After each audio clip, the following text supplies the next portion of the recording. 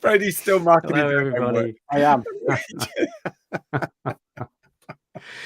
So, gentlemen, good evening. It's Q&A. We are Raw Pet Medics, and we're delighted to see you. I wasn't here last week because I was on holiday. We got absolutely cooked for about 5 days, and then we had drizzle and wind, which is not much fun. Wind of the meteorological variety, not of the gastrointestinal variety, I hasten to add.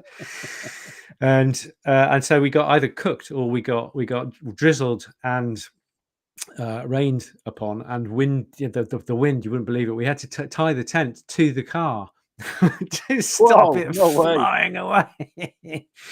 But all good. And so I'm doing my surfer chic today. You guys are in your shirts, looking very cool. But I thought, right, I'm just going to carry on the Cornwall cool surfer dude thing. Any news, you guys? Very little. I'm doing my results for my seaweed competition, and at a horrible last moment, I realized I think I might be confused on one of the seaweeds. So I was about to announce it one way. That would have been Jane Rosser, but Heidi Dixon has thrown some chum in the water here, and now I'm a bit confused because I was thinking number 3 was. I'm going to go through them again, guys. I'll do them up online afterwards. I'll give you the names of each picture, each seaweed. But I did think number 3 was sea spaghetti myself, and then I googled Cordaphyllum, which is one of the species that Jane Rosser came up with, and it also looks like the exact same seaweed, but a different species. If there's 2 different types of this seaweed, I'm doomed because it just looks like long spaghetti and I won't be able to tell the difference. So I just need to have a think, and I'm so sorry for leaving it so late, but I didn't really see Heidi Dixon's message, and it was incredibly accurate. So thanks everybody for playing. I will announce the winner after this. Give me a second to hit some Google searches, and then I will announce the result. Karen, So I'm so glad to see you on here, and just support him, sort him out, will you? Karen is a godsend. I'm telling you, I don't say thanks to her enough. She just keeps my whole life on track. And then it was like, "Are you sure you got to all the messages?" I said, "I haven't checked the messages in a while, but I think they're all done." Then it's like, "Oh no." So I was in a bit of a panic, and then a couple of good right answers near the end. So look, guys, let me sort it out. I'm terribly sorry. I'm terribly disorganized in that respect, but I will have it done by the end of the show. I'll go straight onto Facebook and I'll announce the names of the seaweeds and the winners. So very sorry about that. Let's change the subject. Bren, what have you been up to? Quickly. Moving on. Yeah. Well, that's my arty with pirates. She's arty, so therefore we I love that joke. We went all over. We actually drove past you on the day after the roaring hot day, just because it had cooled off down in Land's End, and we thought we'd go for a little tour around. But I didn't fancy the visiting a family that had just been in a red hot sweaty tent with sweaty dogs, so I went to the pub instead. Anyway, not pretty and didn't smell too good either, but would have been nice to see you. But there we go. But guys, if you want to see Nick's report, there it is still up on Patreon. There, have a look at the video. Very much information about adders.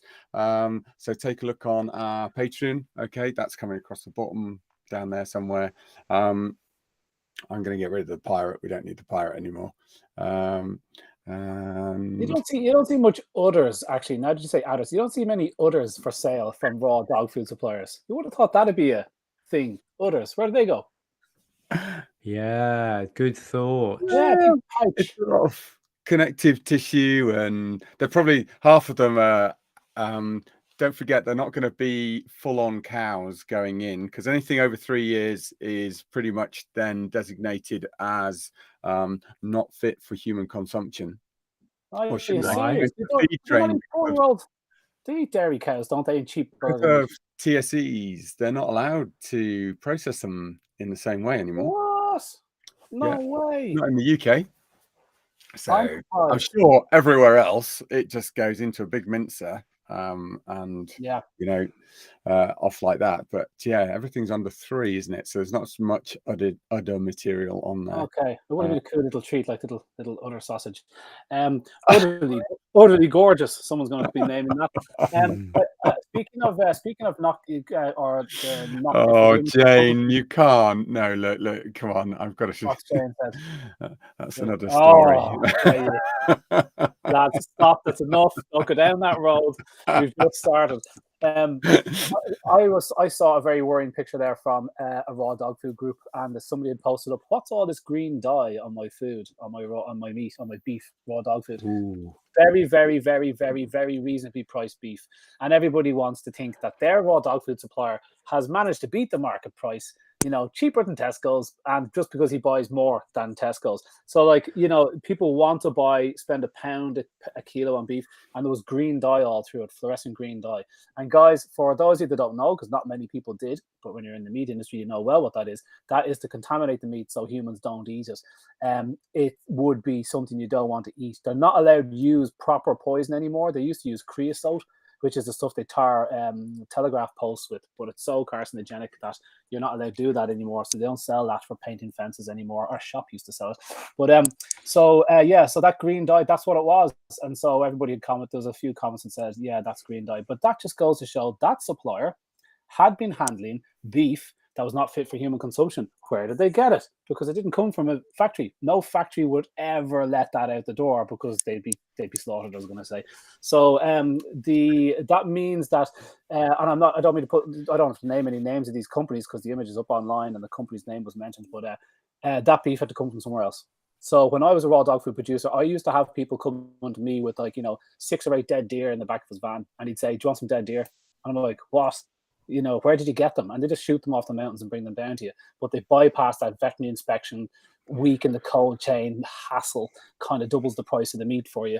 And so it's very tempting to take in venison, particularly because they're virtually vermin here in Ireland. We've no hunting of any real magnitude. It's not managed like Scotland, who have a bit of an industry over it.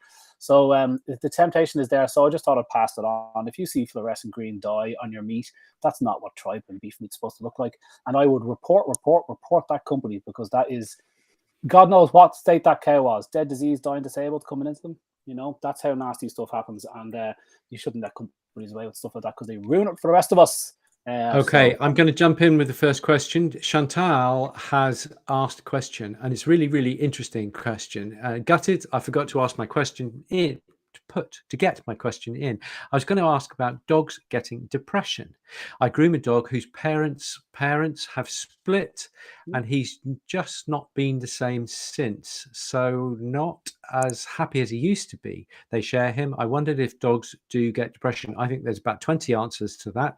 And I'm going to start by saying I once treated a cat homeopathically. This cat was regurgitating probably about 3 or 4 times a week.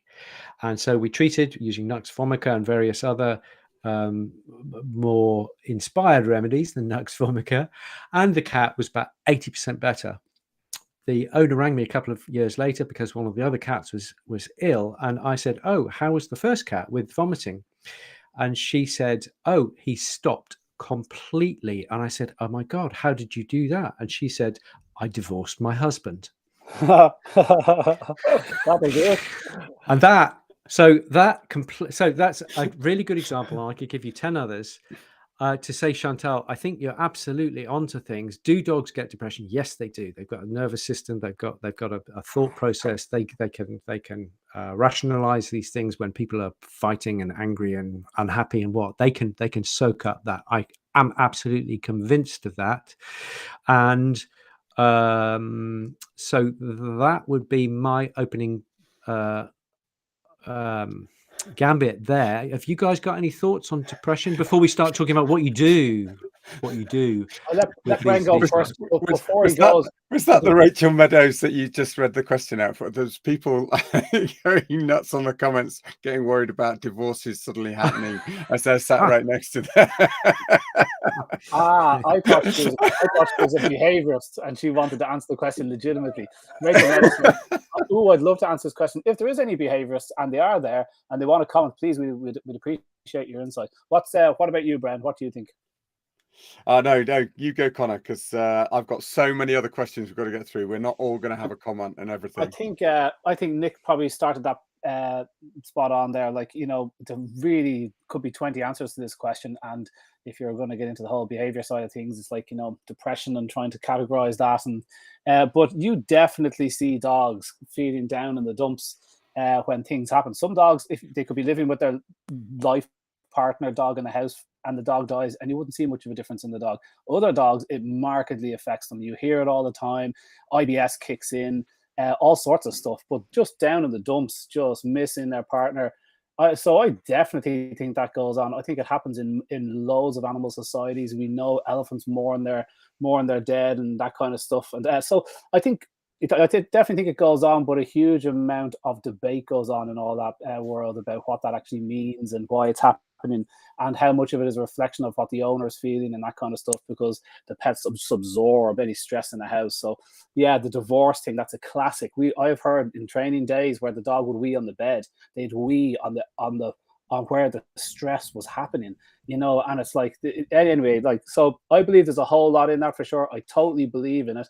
And I think they probably do suffer a bit of that. I think they suffer most emotions that we get. So most of them, not all of them, but yeah. So depression, I totally believe in it, and I would say it's for the same reasons we get it. And yeah, I totally believe in it. But that's about all I know. I think you're right there. So just because it sounds like Brendan's got a list as long as your arm of questions. So just I see a homeopathic vet. That's, for me, that would be the quickest way, because modern medicine does not do emotions. No. They can suppress them. They can zonk your dog out and what have you, but they will not treat at the level of the emotional energy. And so I think seeing a homeopathic vet, if you go to the BAHVS.com, British Association of Homeopathic Veterinary Surgeons, there's a list there of vets, BAHVS, or nowadays you can just do a Google on homeopathic vet. So off you go. That's really, really good. Nice. Brent, you've got some questions for us. Yeah. Okay. One from Jane. Connor, in your fantastic podcast on behavior, mentioned that there should be given, the probiotics should be given without adding to food in a liquid medium. I've heard this once before. Is it true for all probiotics?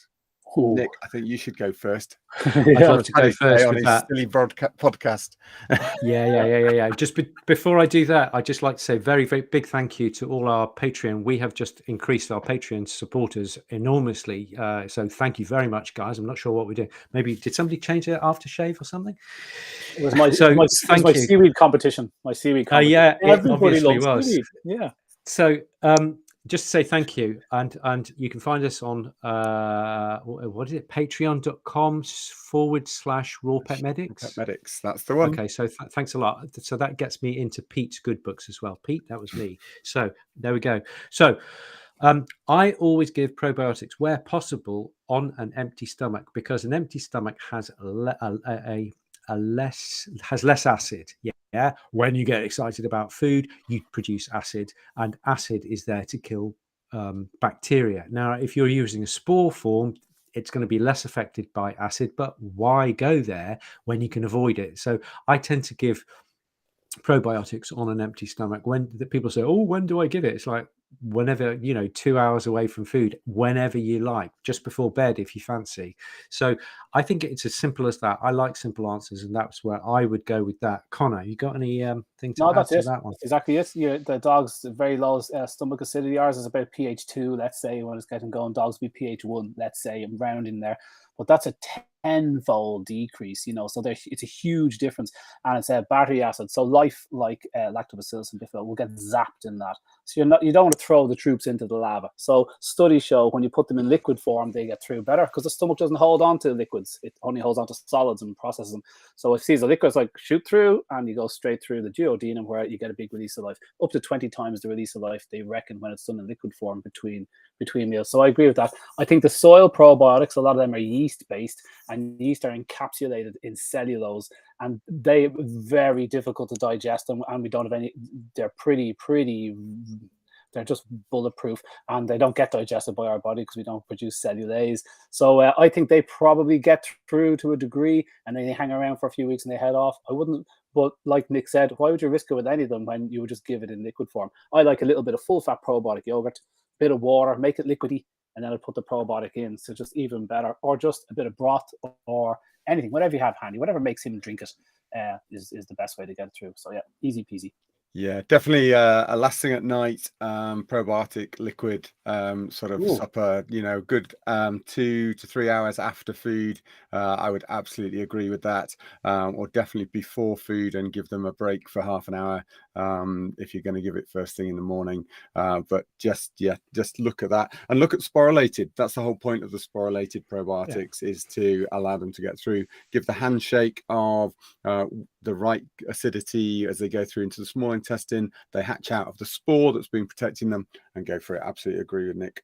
We've used things like Fidospore in the past for that, and that's the point of going for those sporulated ones rather than the live probiotics that Conor, I know you love. With your biocults and stuff like that. I do. Conor, you had some really good questions that you were popping up on our WhatsApp group. Yeah, Nick's got a question written all over his face, though. What is it, Nick? No. I'm just looking forward to my dinner. That's all. Okay, right. Okay. Oh, he's already going. Come on, speed up. I've just got a bit of wind, Conor. That's what it is. That's all it is. Yeah. And you get to that age, you don't even have to apologize, Nick. We're grand. He's gurning. It happens.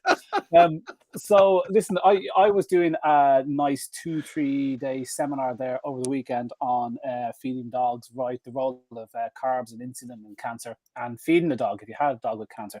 Very learned people on there, let me tell you.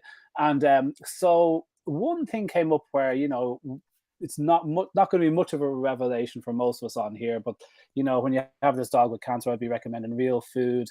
And two top questions came up. The first one was, can you give real food to dogs with cancer? Can you give raw food to dogs with cancer? And I would say, like, outside of the terror times, like let's say he's annihilated and he's going through terrible chemo and he's very sick and you're worried and concerned, don't be worried about that. If you want to slightly cook the food or buy a slightly cooked food product, that's fine, as long as it keeps within the rules of take it easy with the carbs, no carbs, because carbs are going to be the problem. So don't worry about that then, if that's going to keep you happy in your vet. But outside of that, I would say it's paramount that your dog gets fresh food. And the thing is, when you compare the two products, you don't really have a choice, because this product here is also recalled heavily for salmonella and contains mycotoxins and terrible fats and chemical preservatives and napalm the gut flora and all the other things that are going to aggravate cancer. So it's not like you have a huge variety of options. Fresh food is vital for people with cancer. You just need to take care, choose good quality raw dog foods. As we just mentioned at the start, RawSafe is going to come online soon, and that's going to be even better, make it even easier for us to do that. So I think that's a first. And the second thing that came up, if I could, the second thing was everybody asked, I'm going to ask you guys this, everybody asked, so the diet that you would recommend for a dog with cancer, and I'm simplifying greatly here, please nobody act on this, but it'd be a higher fat, moderate protein, more adequate protein, and virtually zero carbohydrates. Okay, a bit of veg, dark greens, you get a bit of carbs now. Not a lot, no starchy stuff, okay, nothing that punches the insulin. So quite higher fat, bit of protein, and when you convert that to energy, you get way more fat from the energy, so it ends up being this ratio of 25-70%. Who cares? Quite fatty, okay, so quite like a fatty beef mince kind of level of fat in the diet. And everybody said, but won't that blow out the dog's gut flora? And I was like, this isn't that unusual a diet. I'm just saying cut out the carbs completely. So guys, have you heard of this thing about blowing out a gut flora, and where would that be coming from? What is that? Yeah, so can I go in for that? Yeah. There are two parts to that. So the very first one about this whole thing, we've got to come off raw if they're on chemotherapy or if they're on steroid dosing. So we've got a question on the Facebook post with regards to my dog's been on high dose steroids with INTP, so immune mediated thrombocytopenia, a problem with attacking its own platelets.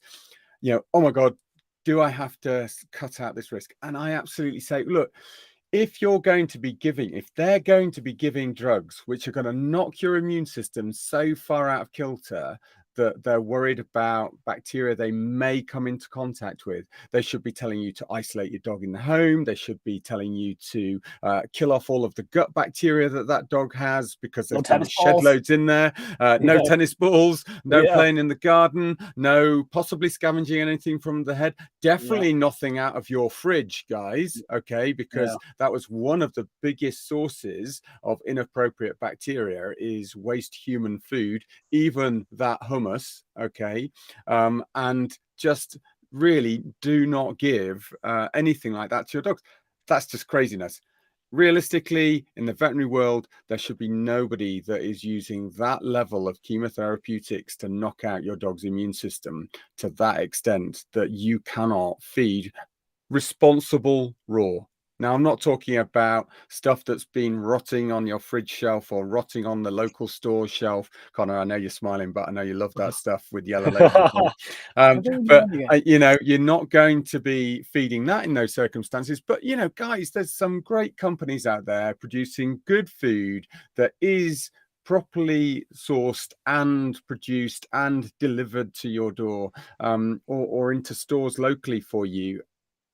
You know, I would not be worrying. In fact, actually, for their own health, I would be saying move them to raw to improve their nutrition. The second thing about the blowing out the gut flora, you know, high fats, if they're not used to it, I've heard it before, you know, they're sort of talking about, well, they're going to get the energy out. There's maybe a bigger move through of gut flora. There's not enough fiber within the diets. And if you go back to our fiber discussion back a few months back now, I think it was, you know, we talked about that's really the feeding the gut flora. We're not feeding no animal fibers within those diets. We're just reducing it when you're increasing the energy in the fats. There are bacteria out there that can cope with that. There may be a change in gut flora, but you know, is that a bad thing? Is that actually more towards what we should be aiming for? You know, these people that are comparing gut flora to omnivores, to us, to horses, you know, herbivores, you know, that's not necessarily the right way to be going. You know, that there was a bit where I was looking at a really good, varied gut flora would be the ideal, because it makes them adapt to anything that they may get passing their lips and going into their gut. It may give better resilience. But actually, the more I looked at different gut floras in different species, you wonder whether that is the way that we should be doing. Is that actually because we've contaminated their diets, that we've corrupted their gut flora and made them less resilient because there's so much variety in there? So I think there's still questions to be answered. I think we're very much at the novel end of gut flora understanding. Nick, go for it. There's a couple of things that I'm just going to chip in there, guys. Like what you're saying there, Bren. I would just say that this whole idea about the energy in food needs to be, we need to be really clear about that. If you've got a pound of pure sirloin steak and you've got half a pound of pure dripping, okay, just to be extremes, yeah. So you got a pound of pure protein, more or less, and you've got a pound of pure fat, more or less. The amount of energy that you get from those two things, if you burnt those two things, the amount of energy you would get would be about the same. So when we're saying this diet is a high fat diet, it isn't that there's lots and lots of fat in the bowl. There is more fat than you would have normally in a diet, because otherwise the dog's probably going to put on weight or get a bit squitty or something. It's just going to be increased so that the amount of energy from fat is slightly more than the energy from protein. Okay, and it's about a 2-to-1 ratio. That's the first thing. If that's not clear, guys, please do say, because I think then therefore we need to do a show on metabolic energy and doing those conversions things. It's really easy once you get your head around it. The second thing to say was blowing out the gut. How do you blow out the gut? Does that mean that if a lion eats a zebra, they're going to blow out their gut? You know, I think Mother Nature is a whole lot more clever than that. I think if you're feeding anything vaguely resembling a good, responsible raw food diet, you're not going to blow. What does that even mean? Blow out the gut? Blow I gut think flora. it's about reducing numbers of species within the gut. And there was a question came up on the Facebook feed with regards to a puppy that had chronic diarrhea, having been fed an inappropriate diet, and they're trying to resolve its chronic diarrhea, and wanted to know about moving it back onto raw. Is it safe to move it onto raw?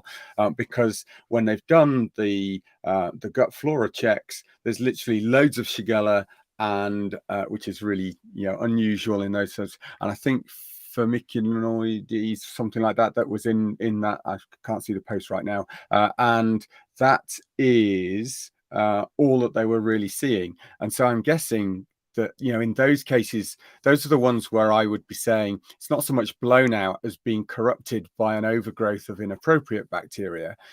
Those are cases where I would actually use the Atrantil we talked about in previous ones to really reduce those overgrowths before even attempting to put in probiotics, because otherwise you're just peeing in the proverbial wind, because there's just nowhere for you to seed out those new probiotics. This is Nick is holding up a Atrantil there. So tell me, what's a Atrantil do?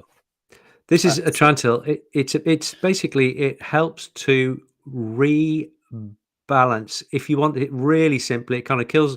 It reduces the bad guys and encourages the good guys. Okay, it's a human product. There's 3 herbs in there, isn't there, Nick? It should just read them out. It's horse chestnut. I've got those. It is quebracho, which is heartwood extract. There is horse chestnut in there, and there's peppermint leaf. So really simple, but it just gives the bad guys a hard time and encourages the good guys. Crazy! I love it. I love it. Yeah. God, that's so cool. Horse chestnut. Atrantil. Yeah, you showed us me last time. If you're asking about that, I think Atrantil is actually made in America, so I would be really surprised if you can't get it in Canada. I think it's something that we tend to import over here, but it's used for a lot of people with intransigent irritable bowels. And especially if they've got methano bacteria. So if their irritable bowel is giving them everything from constipation all the way through to diarrhea, excessive gurgling and gas, and bloating can be bloating can be a really useful. I love that. I'm going to take that tip and pass it off as my own to numerous clients. I want to add 2 bits. So I just want to come back to what Nick was saying about the fat and protein. The way I explained it to the people for the cancer diet, because Nick's right, people think it's like a really high fat diet. It's like, that's not what we mean. Fatty beef mince in the shops has these percentages on it.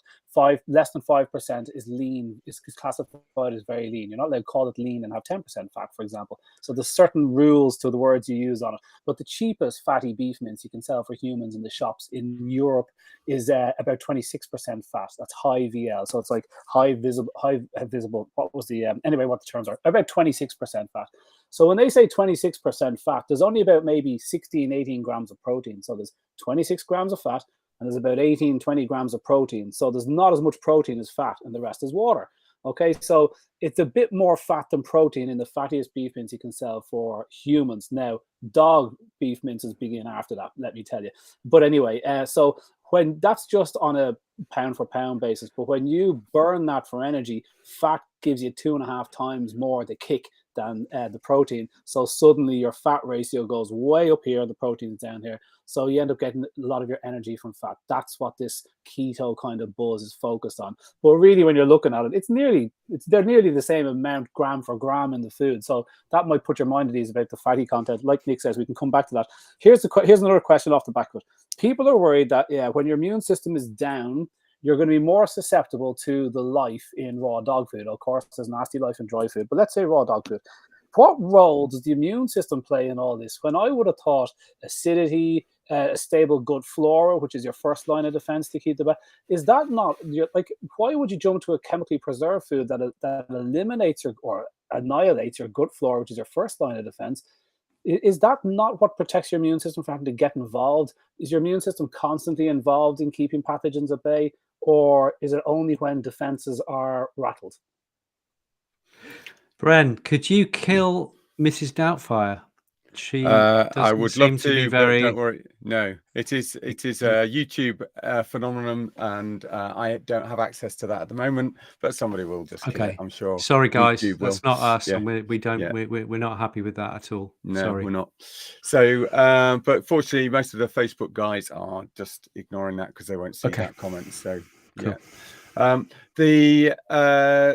From the point of view of the immune system, I loved Answer's view to this of putting really good loads of friendlies in there. And let's face it, the majority of bacteria that are out there, we're in a symbiotic relationship with, where we are constantly, using what they produce for us, and we benefit from them. So having lots of friendly bacteria out there on the earth, in carcass material that you're eating, in whatever, in itself is actually the pre-defense, the hitting that stomach acid, because it's already out competing those horrible pathogens that could cause a problem. And the longer those ferment in carcass material, Answers found, the better it made their food, the safer it made their food is probably the better way to put it. When we come to what's going on, using antacids in the stomach, just in cats and dogs, just doesn't work. I mean, there's so many systematic reviews of the drugs that try and kill off stomach acid in dogs and cats that have just turned around and gone, what are you using them for? It's just not going to be effective. And let's face it, reflux, the GERD problems, so gastroesophageal reflux disease, is actually more down to inflammatory processes going on in the gut than it is ever about the acid that you're producing. You can try and kill the acid, but if you're still refluxing, it's because you've got a chronic gut issue. So yeah, just come away from thinking that stomach acid needs to be controlled to effectively be that massive area of protection for the carnivore's gut. And I think having a stable gut flora that is already populated is also a big defense, pre-defense, before you're even touching on the immune system. So we've got those three things that I would definitely say. Nick, for you, what's the other bits that you would add in there? Oh, well, sorry, I'm looking at the comments here, so I haven't been listening to you for the last 2 minutes. It's been quite pleasant, actually. I would have thought that the immune system is used less. I mean, your immune system is so huge, so expansive, that you can try and repress it to some degree, and we all do it various bits and bobs, but it still functions. And I would have thought a stable gut flora is known to release compounds that outcompete all the baddies, because they're like friendly parasites. They say this is our host, and they're not going to let gut infections and stuff come in too easy, because they want the host producing food for them and all being well. So they produce compounds that keep the baddies at bay. But I just thought it was interesting that suddenly I think there's a big push online, bit of conspiracy theory. I believe they push this one as to highlight how dirty real food is, or can be, and you're best off serving this chemically preserved, hazardous microbiology containing dry food product. And so it's just a ridiculous. I think it's a way to kind of highlight, you can feed that food, but when the chips are down, you better jump to a real clean product, and it's like, I think I feel that's what's behind it. I agree. Just jumping back into that, I think if you're really worried about bacteria, I saw a really great quote the other day, actually. If you've got a problem with bacteria, then this planet is probably not for you, just by the way, but which I thought was really good. But I think the whole raw food for chemo dogs, or strongly immunosuppressed, if they're really, really desperately immunosuppressed, then your vet or your specialist, your oncologist, they're going to tell you, be really careful about X, Y, and Z. Most regimes won't get you there, and therefore you should be okay. If your vet says to you, don't take your dog for a walk in the park because I don't want any soil on your dog's feet going into their mouth, then that's the time when you might consider not feeding raw food. If you're not getting that kind of information, and let's say I'm being facetious here, but that's really what I'm saying, is that in the real world, dogs live in a fairly dirty environment and they are absolutely fine. And your average good quality raw food is going to be 20 times more clean, less pathogens walking to the park and then coming home and licking your feet. So there's the context. That for me.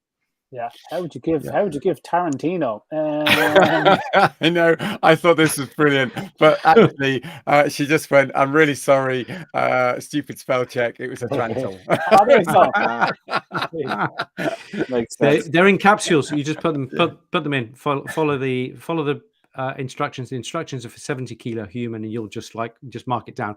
If it were me, I wouldn't just go and buy some Atrantil and whack it in the dog. I would talk to a raw feeding or a herb vet and be guided.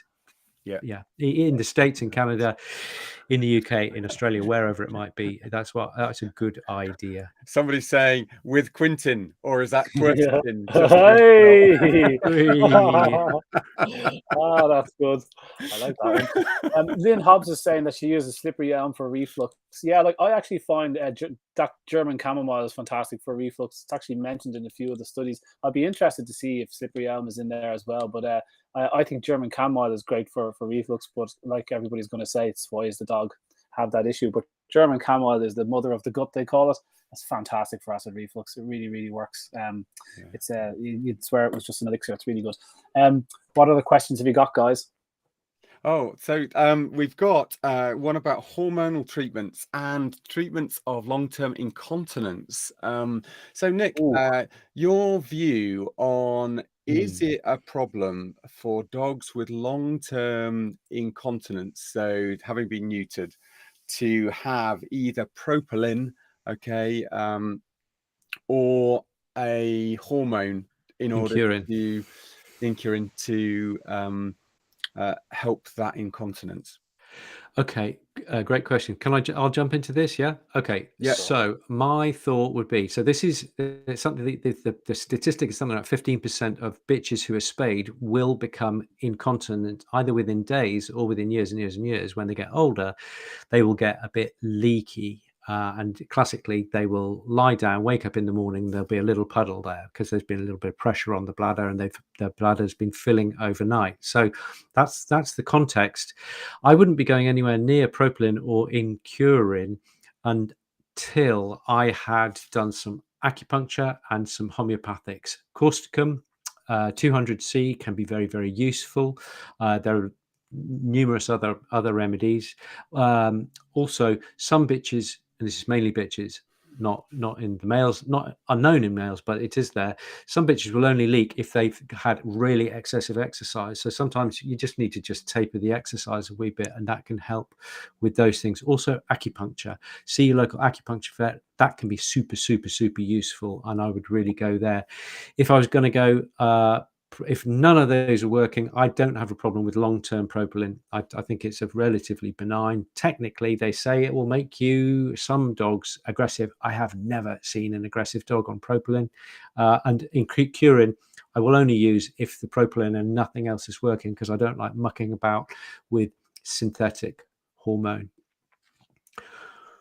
Conor, you had some really interesting stuff on hormones and sort of contaminants of the watercourses and environment. I did actually. That was a doozy, because I wasn't going to be able to add that incontinence bit, because that does come up, that incontinence thing, now and again. It must be a right pain.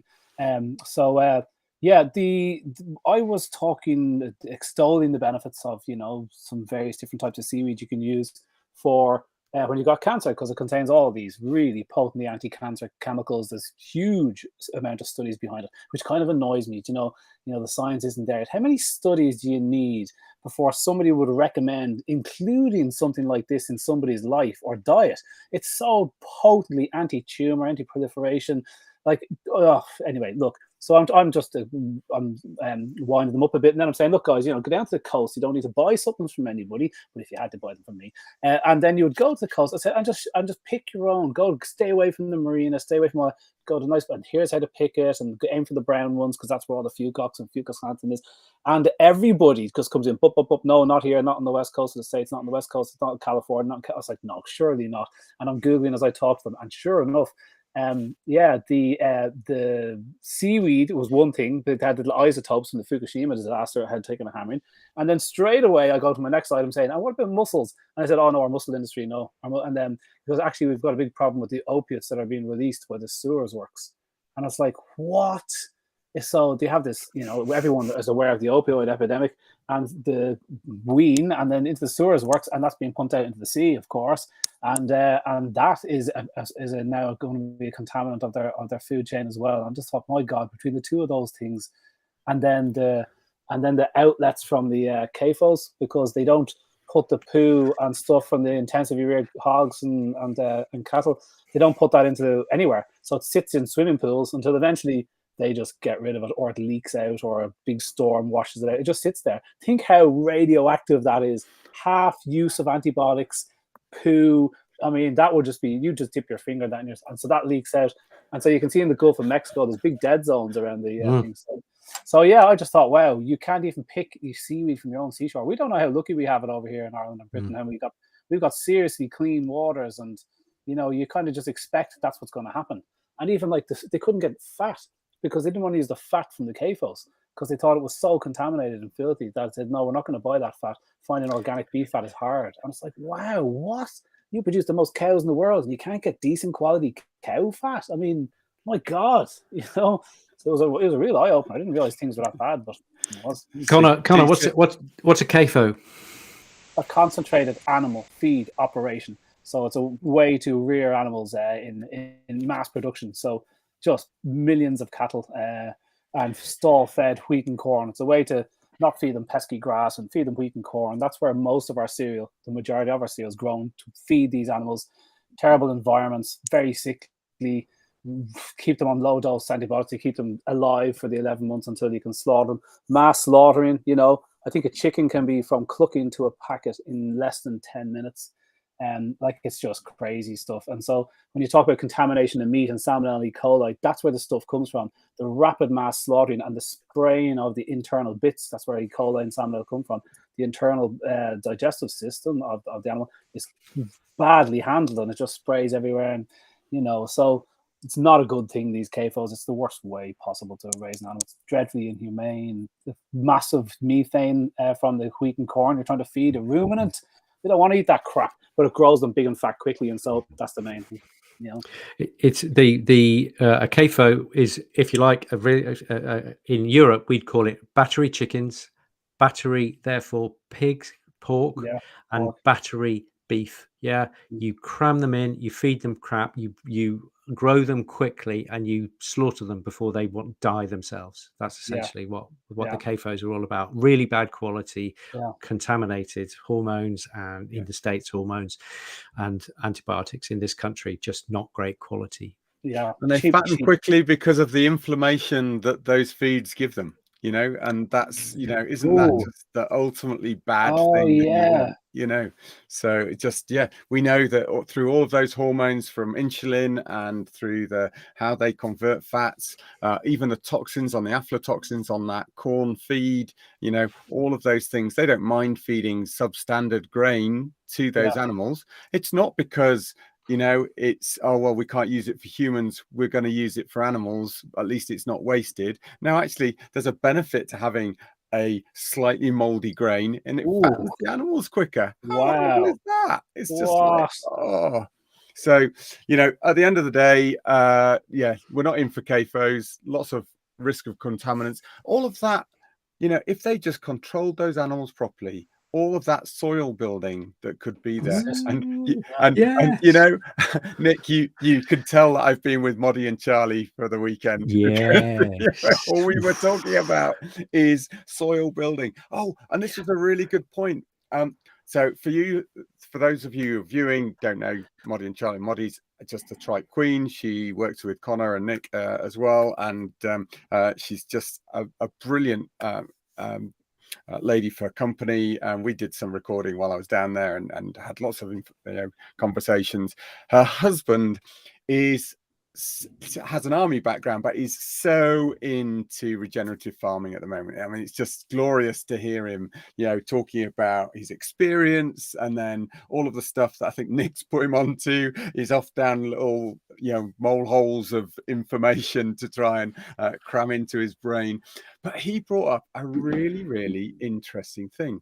So when they go out to Afghanistan, or they're going out to the Gulf, or they as soldiers who are highly trained, super fit, need 2 weeks to accommodate to the new environment. And for all of those people that were making comments about, we're in the States and we've got temperatures up at whatever for so long, if it takes 2 weeks to acclimatize to that new temperature, that's great if you've got a seasonal change and you're expecting it.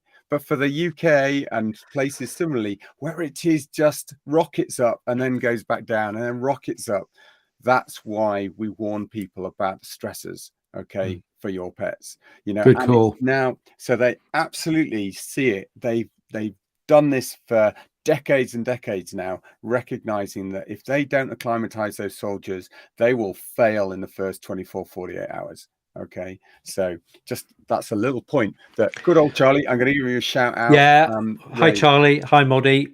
Yeah, fantastic. Guys, I'm really sorry. I've just read this and I cannot. Can you read that? Yeah, sounds like a book. Go on to read. Rooted by Sarah Langford. Sarah Langford. Okay. Yeah, Rooted by Sarah Langford. It's by Penguin, so it's a good publication. And she spoke at the Sustainable Food Trust. She's a barrister, mother of 2, farmer, and I was just so impressed. As she was talking, I ordered the book on Amazon, and it came through on the 7th of July when it was released. Worth every penny. Absolutely fantastic. She goes and talks to regenerative and organic farmers in the UK and finds out what's the reality of this stuff in the UK. Yeah. I've done a lot of stuff in Australia, but this is in the UK. What is the reality? Is it possible? Can we do it? Can we feed the world using these regenerative models? So super interesting. I just wanted to share that with you. I was just going to call out Rachel Mack's comments. Oh, another book. It's just deadpan and a picture of a book. Oh, another book. It's no like happiness, smiley faces. It's just like pressure. You haven't done your homework. Last year they were hungry for it. Now it's just, oh my God, will you stop reading? Yeah, it's just a constant reminder that everyone's reading more books than me. I want to make one point. We said about that this is that the factory farms are a really efficient way of making protein. Ironically, terribly ironically, they're not. They're compared to, this is what Salatins was saying on his TED Talk, really good TED Talk, cows, grass, and something, cows, grass, and carbon, cows, carbon, and grass, something like that. Salatins his name is, isn't it, Nick? Salatins? Joel Salatin. Salatin. And he said that his farm in Georgia, he's been doing it for 60 years, never used a chemical, never used anything. And his farm produces 10,000 pounds of animal protein per acre per, let's say, year. And a factory farm does 2,500 pounds. So he says we can produce 10,000 pounds of biomass, 10,000 pounds of biomass of the grass. Anyway, whatever the comparison was, his land does 4 or 5 times more, he says, and all he does is just walk them over at the correct time, pass them over the grass when it's long enough, not keeping the grass short all the time. So the terrible irony, he said, is that I can produce way more meat than you guys can, with your horrible, inhumane concentration camp meat is what he calls it. But so that's the irony, isn't it? It's so sad that there's better ways to do it, but the 2 or 3 mega companies that own the rights, it's a big lobby. Very hard to take that out of their hands. That is now 10 to 8, guys. That is a fairly packed FAQ. Is there anything else burning your is there anything else you need to get off your chest before you go on to whatever it is next week? No, there's probably a million things. Yeah, but that was a real goodie. I really enjoyed that, guys. Thank you. One. Yeah, you love anything with sustainable farming in it, Nick. You're happy as long as I'm happy. I'm very easy to keep happy. Yeah. My friend, when the revolution comes, you're going to thank me. Yeah, true. Yeah. Until then. Oh, guys, thank you so much. And if any of you cat lovers are out there, we did do a cast last week on Friday. Thanks, a big shout out to Amaya and Julianne that joined me on that. Most entertaining. We've got another one coming up in August, 19th of August. So for cat lovers out there, do join us on that. Would say I'm going to comment about things like dimethylglycine. People are asking about whether there's been any side effects. I haven't really got time right now tonight, but we will mention that on the comments when I'm commenting later. So do look out for that. And yeah, next week, guys, I think there's so many things that people have asked for us to run through. I'd like to have a summer party. What's happening in our summer party? Is it not going to happen? Ooh. A summer party. Barbecue. Well, yeah, barbecue. Can we do barbecue? Yeah, We're going to do barbecue live at the grill. I think some Hawaiian shirts and a sombrero. And okay, let's do Hawaiian shirts and have a summer party next. Yeah. And what should we talk about? How about regenerative agriculture? Oh, Jesus Christ, Nick! Don't invite Nick to any parties in your house. My God. What about not doing it on Tuesday and doing it on Thursday? So because then I can take my Friday off. He wants to be able to recover afterwards. Wednesdays are very heavy. So okay, look, we could do a Tuesday, but it'd be nice to have a few summer tipples, wouldn't it? Talk about wine. Okay, what should we talk about? Why don't we talk about liver? If we're drinking a little bit of alcohol, and I'm going to eat before this, I promise you guys. I think that's a good idea. But why don't we talk about liver? Because we're talking about alcohol, or we can talk about alcohol and the effects of it on the liver and elsewhere. Wine and cheese. I know nothing about wine. I know very little wine about and cheese. Wine and cheese. Wine and cheese. Wine and cheese. And meanwhile, I'll have the steak barbie going in the background. Yeah. Okay. Delicious. Lovely. Sorry, somebody said there's actually sensible ideas coming up, but no, I think we're hooked on a summer party now, guys. Connor wants a party. Tails are wagging now. Yeah. So look, we could do it on Friday or Thursday. There's a guy in the States who calls it Effort Friday, and I thought that's kind of funny. But he's calling you out, Nick. Yeah. Thursday, no.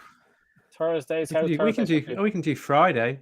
We can do next Friday. Why don't we do next Friday? We can do Thursday or Friday. Just change it from Tuesday to Thursday or Friday, so we can have a couple of drinks and I don't have to worry about my next day being unproductive. Okay.